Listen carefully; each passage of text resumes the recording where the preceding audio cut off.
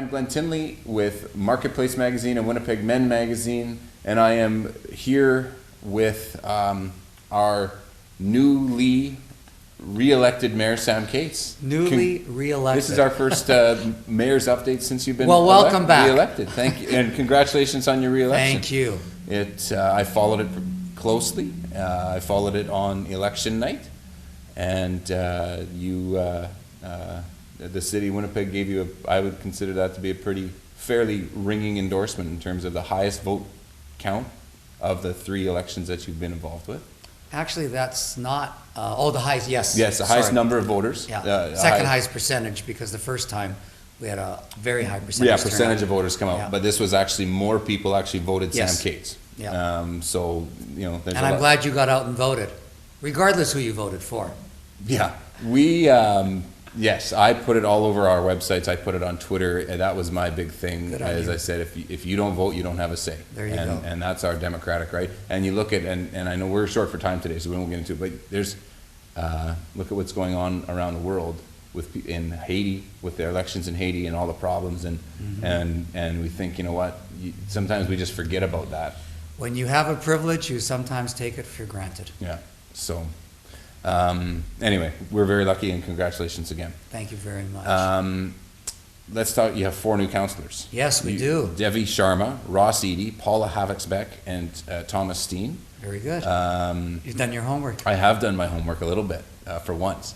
They are going to add somewhat to City Council and Well, EPC. first of all, new blood is always a good thing. That's number one. Number two, we have more females at City Hall, which is a positive thing. I've always said, I'd like to see, more young people and more females basically running, and we could have had a couple Debbie more. are younger And ladies, quality. and I can tell you, I've had some opportunity to spend time with Paula on EPC, and I'll tell you what, she can stand toe-to-toe with the best of them. Very, very bright, competent individual. Yeah, well, and that's great to have at City Council. And we don't have that many MBAs running around City Hall. I want you to know that. Oh, I didn't realize she's an MBA? Teaches at the University of Manitoba, as well as the Canadian Mennonite University, yes. Okay, so very, very well qualified to be here. Yeah. Makes the rest of us not look that good, but that's Well, okay. that's okay. That's okay. As long as she doesn't start using terms and things that you really have to walk around with a dictionary. That's why you need an iPhone, because it comes right on. There'll be an app for that somehow. Ross Eady, Yes. on the north end, took over from where Harry Lazarenko used to be. Will definitely be an addition. He's already chairing the Access Advisory, which obviously he certainly has firsthand experience and, speaks well. And, we look forward to that. Thomas Steen. Yeah. I don't think anybody at City Hall even ever gets asked for an autograph, but Thomas Steen, I was here when we did the tree lighting, and Thomas, the tree came from Thomas's ward, a family who lived there, and he was here. He was getting swamped for, pictures and autographs, and you know what? I think Thomas is going to surprise a lot of people.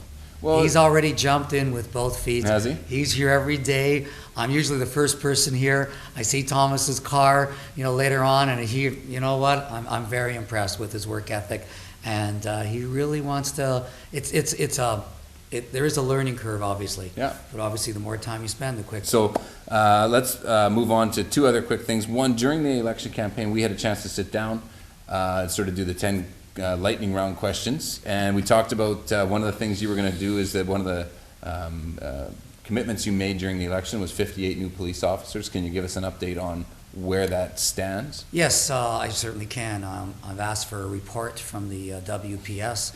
As you can appreciate, you just don't snap your fingers and they appear. We have to go through the recruitment class to see how quickly they can get them all in. I would say this is going to be probably close to a 2-year process where we'll be able to get them all, and that'll be coming forward, and we'll be moving a motion that'll be going to the budget process. So it's all moving forward at this stage of the game. So because it's not just you go out, like you say, you don't just go out and hire them. You have to, you have to allocate the dollars for the 58. We have to allocate the dollars in the operating budget, but more importantly, even before that, we have to make sure that we can either expand our recruitment classes to get more in, and obviously they always balance before recruit and retirees. Right. So, but I'm pretty convinced, it's not official yet, but to build up, to ramp up to that, we're probably talking just maybe under a couple of years to get to the full number. We want to start that as soon as possible. Well, and it's, I remember, I don't know, it was a year, 18 months ago, Calgary Police Force was advertising in here for, I mean, I haven't seen that for a while, but it's a competitive thing too. Yeah, that's when Calgary was having their boom. It's not that way anymore. Yeah, no, so they've calmed down. I think there's a lot of them bit. coming back at this stage of the well, game. you might be able to track some that are already trained. We'd lost some firefighters I know firsthand who ended up going to Alberta, Calgary, Edmonton, and they've actually come back, which I think is a wonderful thing. Yeah, it's a good thing. So hopefully we can do the same thing with police officers. That's what they say about Winnipeg. It's tough to get people to move here, but tough to get them to leave too, right? Once they're here, baby, yeah. And when they do leave, they want to come back. I've heard a lot of corporate heads use those words. They have difficulty getting them here, but once they're here, they don't want to leave. Yeah, there's a great segue into Yes Winnipeg. Didn't even know that. Isn't that amazing how that worked out? I'm using that one. Like you and I should work together. Somehow we can. With Yes Winnipeg, they just I know you weren't at this announcement this past week, but they've raised, their goal was $6 million, $2 million from the city and the provincial government, with the caveat that you go out and raise $4 million private sector in 6 months, with the leadership of Bill Morrissey and Charlie Spiring. They've come back and said we have our $4 million, so we've got our $6 million in total, and that's their goal, is to go out and attract business to Winnipeg. All I can say is yes, Winnipeg. When I think of it now, it's yes, Charlie. I mean, Charlie Spiring did a wonderful job. I remember at the announcement when he was there. And if anybody knows this individual, I mean, obviously a very successful person, but more so, marches to his own tune and gets things done. And you got to give him credit. A lot of people would have been very, very leery of taking on that task. Sure. And, attaching their name to something that many people did not think was going to happen. It happened, and good for them. And I love the idea behind Yes Winnipeg. I was there at the original luncheon where we talked about it and how, we were supportive of it and how the private sector was leading the initiative. And, congratulations to Charlie and everybody else involved. Phenomenal job. Thank you very much. Well, that gives an opportunity to get people out there and, like you say, talk to those corporate heads and say, come here because there's a reason to be here. There's things to do. I mean, explore the opportunity. Okay, that's what it's all about. If you're thinking of expanding, come to Winnipeg. You can grow here. You can prosper. We have the capacity as far as quality people are looking for quality jobs. It's all here. We're competitive, with the rest of Canada. When it comes to, property taxes, et cetera, utilities, so on and so forth. Yeah, we want you to come here, and that's what's great about this. They're actually now going to go forward and, target them specifically, because as you know, we've lost quite a few head companies or major, of those, corporate headquarters. We'd like to get some of them back. Not an easy thing to do. No. But the realities are there's lots of companies that could do well in our city, and we need to let them know that we're here. And this is a place you can prosper, and that's what Yes Winnipeg is all about. Well, and like you touched on it with the head offices. We need head offices here, and we touch on this with Marketplace Magazine, is because with the head offices come the support groups, come the suppliers, come the ancillary, the other things that you don't really count, but they make a difference because brings in other people. But in addition to that, there's a lot of companies, who can do well in Winnipeg, and we want them to take a long, hard look and see why they can be successful and prosper here. And from my point of view, it's all about, that way we broaden our tax base. We create employment for our young people, which if we don't have employment for our young people, they're going to go elsewhere. Yeah. So it's a win-win. So, thank you, Yes Winnipeg, and thank you, Charlie Spiring.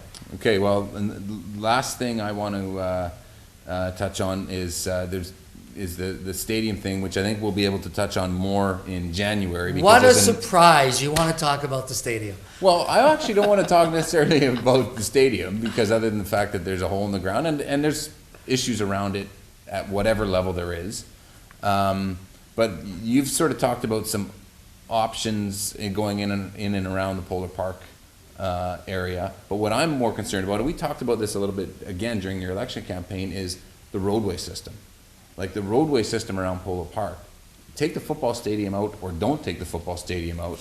Add housing or mixed use, or which I would be fully supportive. As much as I want another shopping center, do I think we need another gazillion square feet of shopping? No, we just don't. But mixed use, townhomes, condos, low income level homes, that kind of thing. But we got to get people in and out of there. Yeah, we've known for a while right now, and you're 100% right. Just with the existing status quo, work needs to be done in the Polo Park area. There's some intersections that I think are extremely frightening at times, to be very frank with you. Trying to make some left-hand turns, off of an Ellis or an Empress, whatever the case may be, going to the Polo Park area from the north side is extremely dangerous. There's a lot of work to be done. I can tell you that I believe it could easily be $30 to $40 million, and that's something we want to do, and that's why we listed Polo Park on the Building Canada Funds list with our partners at the federal and provincial government. Okay. So you're right, no matter what happens, whether the stadium is still there, whether it moves, and we do mixed use, which I think the city needs much more of. I'm a big fan of that, and I'm glad that our people are taking a long, hard look. And the whole concept of live, work, play in the area is what it's all about. Yeah. Absolutely correct. We need to make sure that we have the funds to make the infrastructure changes in that area. And I'm sure if you talk to Councillor Fielding, he will echo those sentiments. I'm sure, because I see it happening on Waterfront Drive. And I know there was just a condo development approved. Right. Or I don't know if it's condo or townhome style. A smaller one, yeah, there's a smaller one. Because there's a road closure involved and some things. And I just see that because our office is around there, and what's happening in that area is impressive. Mm-hmm. And it's mixed use, it's mixed housing. There's some higher end condos. There's now going to be some more entry level. There's some stuff happening in behind there. I know that there's the Nygaard buildings have been bought by, I believe, by Qualico. Correct. So they're doing some stuff in there with mixed. So there's just lots happening there, and I think the same thing can happen out there because it's a totally different end of the city. Yeah, and Winnipeg, especially in our downtown, suffered for many years because of the fact we just never grasped the concept of mixed use. Yeah, that's what it's all about. I mean, put people down there. You've got the retail where the office is on the main floor, and put people above, and it's actually happening on Portage Avenue as well, which I'm really excited about. Okay, I mean that in the old Avenue building plus next door. So there's a lot of good things happening, but just imagine 5-10 years from now, driving out there and seeing everything you talked about, retail, office, commercial, apartments, townhouses, whatever the case may be. That to me is where the city has to go. That's where it needs to go. Absolutely. Yeah. I agree with you 100%. Well, then, so I can't even question you on it because I get really, really nervous when you agree with me 100%. Okay. That well, we'll see where it goes because there's going to be. So we'll talk in January because I know there's announcements coming about what's going to be going on there. So I'm just sort of watching from afar, not being judgmental on anything because you just sort of watch it all kind of fall into place and the right thing will happen. There's others who will be judgmental. You can stay out of that one from right now. Yeah, I'm judgmental enough. Some people would say. So anyway, there is our December 2009. It is the last time we'll be together in 2009. We'll get together again in January for the 2011. I'm almost verklempt the way you said that. The last time we're going to be together. Well, I may see you, but can I take a few seconds just to wish everybody a very Merry Christmas and a happy, healthy, and a prosperous New Year to everyone. And I would like to point out that today is the very first day of Hanukkah, so happy Hanukkah. It is. We started celebrating last night. Thank you. So I will then sign off for 2010. Did I say 2009 before? I think I did. Time flies. 2010 with our Mayor Sam Katz. And I want to thank you for allowing us in every month for our just unscripted, candid conversations. I know our viewers like it and we get some good readership. I'm looking at a pigeon running around your window. And I like them that way the best, unscripted and candid. Well, because it's, we just have a chat and talk about stuff. So my pleasure. Thank you for that. And we will see everybody in January 2011. I am Glenn Tinley with Marketplace Magazine and Winnipeg Men Magazine, signing off for another Mayor's Update.